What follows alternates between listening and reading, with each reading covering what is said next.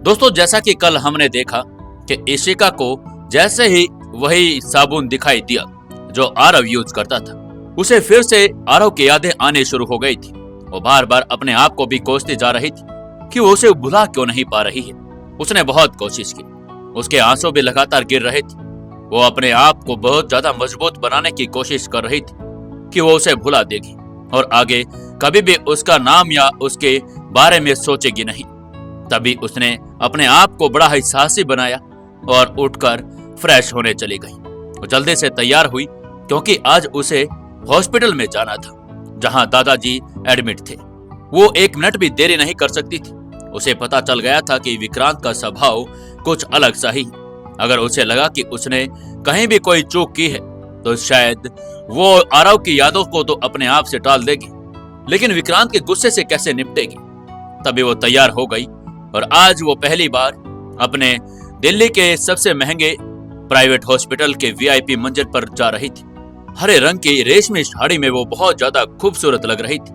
आज उसकी चाल में भी अलग सा आत्मविश्वास था जो एक अरबपति उद्योगपति की पत्नी में होना चाहिए। वो साफ साफ उसकी चाल में दिखाई दे रहा था। वो सीधा अंदर गई और लिफ्ट से सीधा ऊपर पहुंच गई। उसने जैसे ही दरवाजा खोला, देखा कि अशोक ग्रोवर तो बिना किसी परवाह के टीवी देख रहे हैं और कटे हुए सेब के टुकड़े अपने कांपते हाथों से उठाकर थोड़ा थोड़ा खाने की कोशिश कर रहे थे। इशिका वहीं गेट पर खड़ी होकर यही सोच रही थी कि उन्हें क्या कहकर बुलाई।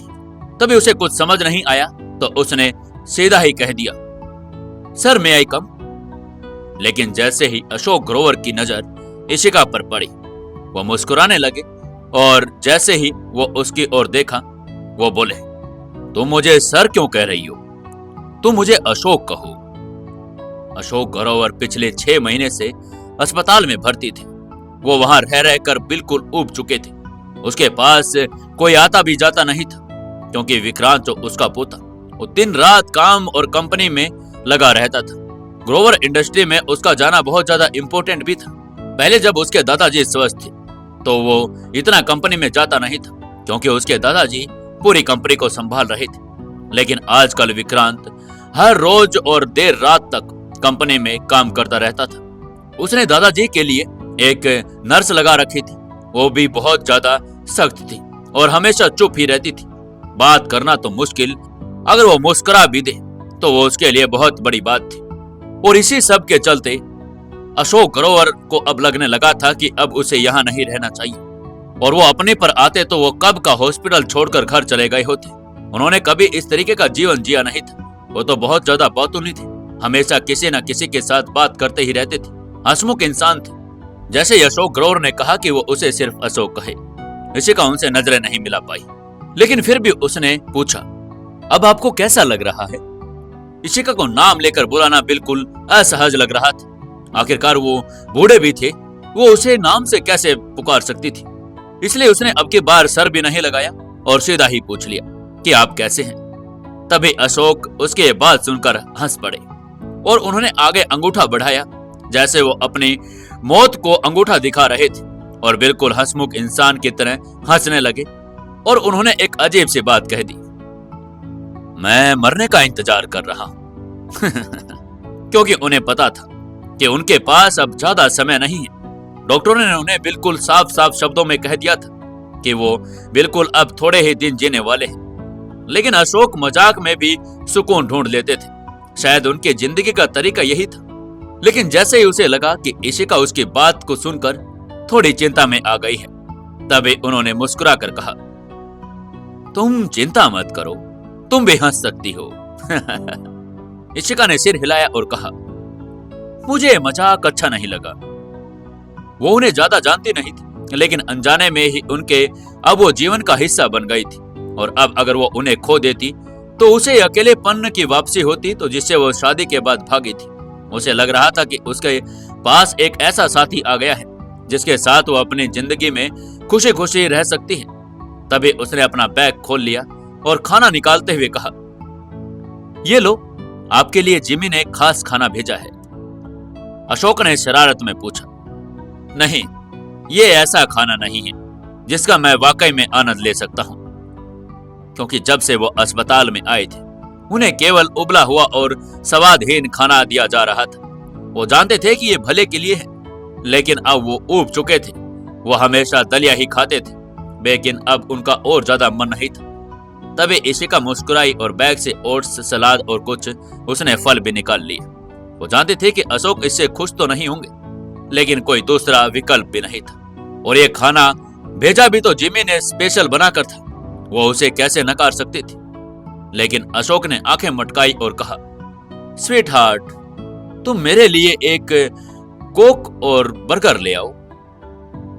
इशिका कोक और बर्गर को सुनकर एकदम से झिझक गई। उसे पता था कि जो इंसान अपनी मौत से लड़ रहा है और 6 महीने से लगातार बेड पर है, वो इस तरीके के जंक फूड कैसे खा सकते हैं, और डॉक्टर ने उन्हें अनुमति कैसे दे दी होगी। तभी उसने पूछ लिया, क्या आपको ये सब खाने की अनुमति है? उसका मन तो जानता था कि उसे अनुमति नहीं है, लेकिन वह समझते थे कि जीवन के ये आखिरी पलों में थोड़ा स्वाद अगर ले भी लिया तो क्या गलत है। कम से कम भोजन में तो जीवन बचा रहेगा। कहीं ना कहीं उसे भी लगने लगा था कि बाबूजी ये खाना खा खाकर ऊब गए हैं और उन्हें कुछ ऐसा खा लेना चाहिए जिससे उन्हें थोड़ा सा आनंद आ जाए और जो उन्होंने पसंद किया हो। वो अपने एक्सपीरियंस से ये भी जानती थी कि जब उसे मुश्किल समय का सामना करना पड़ा था तो जो वो खाना चाहती थी उसे खाना अच्छी बात लगती थी। इससे उसका मन खुश हो जाता था। वो भले ही मर रहा हो, लेकिन कम से कम उसके भोजन में तो उसे थोड़ा सा खुशी तो दिख रहा था। तभी अशोक ने झटपट जवाब दिया, हाँ बिल्कुल, मुझे डॉक्टर ने कहा है, खा लो। उसकी बात में गड़बड़ी तो नजर आ रही थी, लेकिन इशिका चाहकर भी मना नहीं कर पाई। उसे लगा कि वो क्या ही मना करे। अब उसे पता था कि खाने की इजाजत तो नहीं है, लेकिन फिर भी उन्हें वो रोकना नहीं चाहती थी। अशोक ग्रोवर ने जैसे ही देखा कि ये लड़की कुछ बोल क्यों नहीं रही है, तभी उन्होंने बात को आगे बढ़ाते हुए और उसे विश्वास दिलाते हुए कहा, मेरे जैसा बूढ़ा आदमी तुम्हें झूठ क्यों बोलेगा भला? वो जानता था कि अपनी उम्र का इस्तेमाल करके वो उसे मनवा लेगा, जिसे उसकी जरूरत थी। वो नई थी और उसे उसकी स्थिति के बारे में कुछ पता भी नहीं था, इसलिए उसे जो चाहिए था वो पाना उसके लिए आसान हो गया था। अशोक जानते थे कि वो अपनी उम्र का सहारा लेकर उसे वो मना भी नहीं कर पाएगी। इशिका ने धीरे से सिर हिलाया और वो बाहर चली गई। मन ही मन अशोक ग्रोवर भी खुश हो गया था कि उसने अपने चाल में उस लड़की को फंसा दिया था। कुछ ही देर में जब वो वापस आई तो उसके हाथ में वो जंक फूड और एक छोटी सी कोक की बोतल भी थी। उसे देखकर अशोक ग्रोवर और भी ज्यादा खुश हो गया था। जैसे वो उसे बाहर निकालने लगी, तभी पीछे से कमरे में एक तेज आवाज आई, तुम क्या कर रही हो ये? और तेज कदमों के साथ विक्रांत ग्रोवर उसके सामने आ गया। आज वो ऑफिस से सीधे लंच ब्रेक में हॉस्पिटल आ गया था, और जैसे उसने देखा कि उसकी पत्नी उसके दादाजी को वो जंक फूड खिला रही है, तो उसकी त्योरियां चढ़ गई। उसके माथे पर शिकन आ गई और उसको गुस्सा आने लगा। वो कुछ घबराने भी लगा था। तभी वो आगे आया और उसने झट से अपने दादाजी को पूछ लिया, आप ठीक तो है ना बाबा? पूछने के साथ साथ उसने उन्हें निगाहों से इशिका की ओर देखा और गुस्से भरी आवाज में कहा, तुम ऐसा कैसे कर सकती हो? और जैसे ही विक्रांत ने बात कही, इशिका हक्का बक्का रह गई। उसने बेचारी ने सिर्फ यही किया था जो उसे सही लगा, और अशोक ने खुद भी उससे कहा था कि वो उसे खा सकता है, लेकिन वो उलझन में थी और वो झट से विक्रांत के सामने झुक गई। वो ये भी चाहती थी कि विक्रांत अपने दादाजी पर कोई ब्लेम न डाल दे। इससे अच्छा है कि वो सारा ब्लेम अपने ऊपर ले ले। तभी अशोक ग्रोवर ने देखा कि मामला तो कुछ बिगड़ता जा रहा है। कहीं विक्रांत ज्यादा गुस्सा तो उस लड़की पर ना करने लग जाए। अभी अभी नई तो बेचारी आई है, अभी अभी उसके साथ उसकी शादी हुई है, और अभी से उसे विक्रांत का असली रूप देखने को ना मिल जाए। तभी अशोक बीच में ही बोल पड़े, मैंने ही उससे कहा था बेटा। उसने उसे बचाने के लिए कहा। वो अपने पोते को जानता था कि वो बिना किसी कारण के भी उसे डांट देगा, लेकिन विक्रांत फिर भी शांत नहीं हुआ। उसने फिर उसकी तरफ देखा और कहा, और तुम्हें इतनी समझदारी दिखानी चाहिए थी, क्या तुम इन्हें मना नहीं कर सकती थी? डॉक्टर ने इन्हें बिल्कुल साफ साफ मना किया है जंक फूड खाने को, और इतना तो तुम्हें भी पता होना चाहिए कि जो इंसान पिछले 6 महीने से बेड पर है क्या उसे ऐसा खाना दिया जा सकता है? अगर ऐसा खाना दिया जाता तो जिमी उसके लिए यही भेजती ना। क्या तुम इतना भी नहीं सोच सकती थी? इशिका को कुछ समझ ही नहीं आया। वो इन शब्दों में क्या कहे। उसकी बेचारे की आंखें नम हो गई, जैसे अभी उसके आंखों में किसी ने प्याज का रस दे मारा हो। उसकी आंखें की दृष्टि भी धुंधली होने लगी थी। उसे और कुछ नहीं सूझा तो उसने धीमे से कहा, मुझे माफ कर दो। उसकी आवाज कांप रही थी। वो खुद को रोने से रोक नहीं पा रही थी, लेकिन विक्रांत अभी भी कठोर बना रहा। उसने फिर से कहा, मैं चाहूंगा कि आप ये गलती दोबारा न करें। तभी इशिका ने अपनी आंखें थोड़ी सी ऊपर उठाई और अपने नाक को हल्का सा पोंछते हुए बोली, ठीक है। और फिर सिर झुकाकर उसका एक आंसू उसके गाल पर आ गया और तभी उसके होठ अपने आप बुदबुदाने लगे। वो बीमार हैं और मुझे नहीं लगता कि उन्हें और निराश करना चाहिए।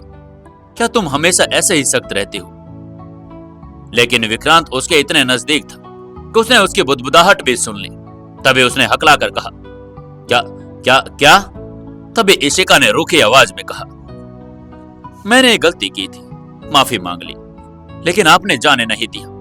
आप लगातार मुझे डांटते जा रहे हैं। उसकी आवाज में थोड़ी थोड़ी झुंझलाहट आनी शुरू हो गई थी और ऐसा सुनकर विक्रांत को भी लगा कि शायद उसने कुछ ज्यादा ही गुस्सा कर लिया है। तभी उसने नरमी से कहा, मैं तो सिर्फ यही चाहता था कि आप समझ जाएं।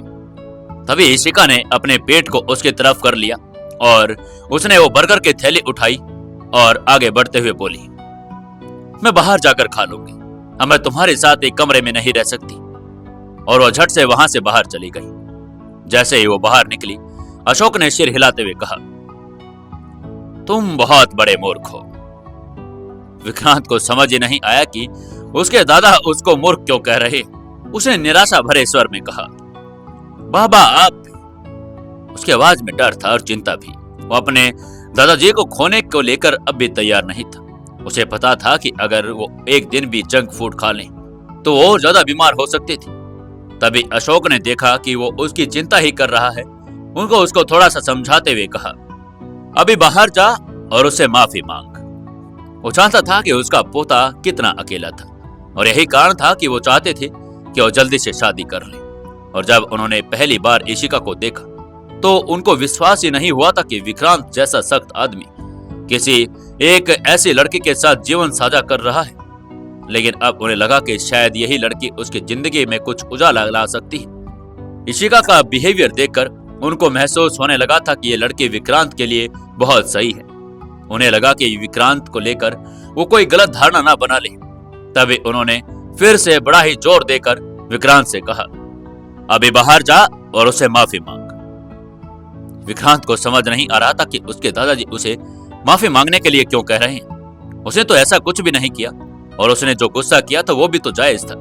और उसकी जगह पर अगर कोई और भी होता तो विक्रांत पता नहीं उसके साथ अब तक क्या कर चुका होता। वो तो उसने इतना गुस्सा उसके ऊपर दिखाया भी नहीं था। लेकिन अब वो क्या कर सकता था? उसके दादाजी का ऑर्डर था, उसे कुछ ना कुछ तो करना ही था, पर उसे समझ नहीं आ रहा था कि वो क्या करेगा। आपको क्या लगता है दोस्तों, क्या विक्रांत बाहर जाकर इशिका से माफी मांगेगा या नहीं, या इशिका उसे माफ करेगी या नहीं? जानने के लिए जुड़े रहिए सुकून एफएम के साथ। अगर आपने अभी तक चैनल को सब्सक्राइब नहीं किया है तो जल्दी से चैनल को सब्सक्राइब कर लें, बेल आइकन जरूर दबा लें जिससे वीडियो की नोटिफिकेशन आप तक जरूर पहुंच जाए।